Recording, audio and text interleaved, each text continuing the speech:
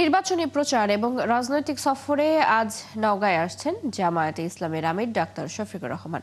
বেলা 11টায় শহরের এটিম মাঠে প্রধান অতিথি হিসেবে উপস্থিত থেকে নির্বাচনী জনসভায় তার বক্তৃতা দেওয়ার কথা রয়েছে। নওগাঁ 5 আসনের জামায়াতের প্রার্থী অ্যাডভোকেট আসম সাইম এ তথ্য জানান। জনসভায় ডাক্তার শফিকুর রহমান সহ 11 দলীয় নির্বাচনী ঐক্যজোটের শীর্ষ নেতারাও উপস্থিত থাকবেন। জেলার 11টি উপজেলা থেকে এই জনসভায় 5 থেকে 6 লাখ মানুষের সমাগম ঘটবে বলে আশা করছেন নেতাকর্মীরা।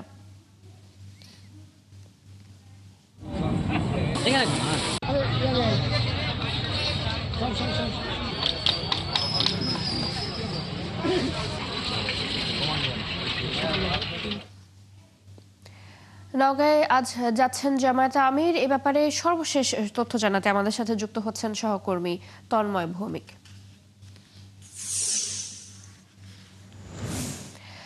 তন্ময়, জামায়াতে আমিরের নওগাঁ সফর উপলক্ষে কি ধরনের প্রস্তুতি সেখানে দেখছেন, নেতাকর্মীরা কি বলছেন জানাবেন। ধন্যবাদ চৈতি। আপনাকে জানা রাখি যে নওগাঁয় যে এই যে এটিএম মাঠে যে বাংলাদেশ জামাতে ইসলামের আমির ডাক্তার শফিকুর রহমান তিনি এখানে আসছেন। এটা হচ্ছে রাজনৈতিক জনসভা। এই জনসভায় কিন্তু ইতিমধ্যে কিন্তু গতকাল থেকে মঞ্চ তৈরি করা হয়েছে এবং প্রশাসনিক যে নিরাপত্তা সেটা কিন্তু জোরদার করা হয়েছে। আপনি দেখতে পাচ্ছেন যে সকাল থেকেই কিন্তু যে এখানে নেতাকর্মীরা তারা কিন্তু ভিড় জমিয়েছেন, অর্থাৎ আপনার 11টার থেকে এই জনসভা অনুষ্ঠিত হবে এবং 11টার সময় বাংলাদেশ জামাতে ইসলামের আমির ডাক্তার শফিকুর রহমান তিনি কিন্তু বক্তব্য দিবেন। তিনি তারপরে তার আগে কিন্তু আসবেন, কিন্তু বক্তব্য দেওয়ার আগে কিন্তু তিনি আসবেন হেলিকপ্টার যোগে, সেটা নওগাঁ জেলা স্টেডিয়ামে কিন্তু নামবেন আমরা জানতে পেরেছি। এখানে এসে মূলত নওগাঁবাসীর যে বক্তব্য দেবেন সেখানে যে আমরা জামায়াতের দল সূত্রে আমরা জানতে পেরেছি যে এখানে মূলত বক্তব্য দেবেন যে আপনি জানেন যে নওগাঁর যে প্রাণকেন্দ্র, সে প্রাণকেন্দ্র যে রাস্তা রয়েছে, সড়ক রয়েছে, সেই সড়ক হচ্ছে সিঙ্গেল রাস্তা।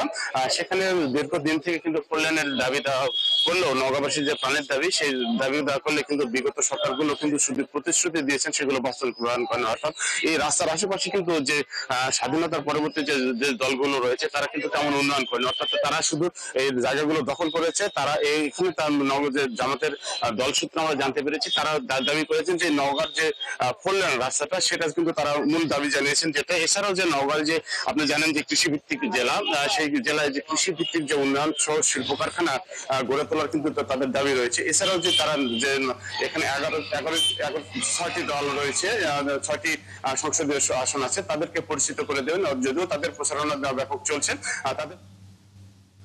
তন্ময়, ধন্যবাদ আপনাকে। আপনি যুক্ত ছিলেন আমাদের সাথে, নিশ্চয়ই পরবর্তীতে আবারও আপনার সাথে আমরা যুক্ত হব। আমাদের সাথে নওগাঁ থেকে যুক্ত ছিলেন সহকর্মী তন্ময় ভৌমিক।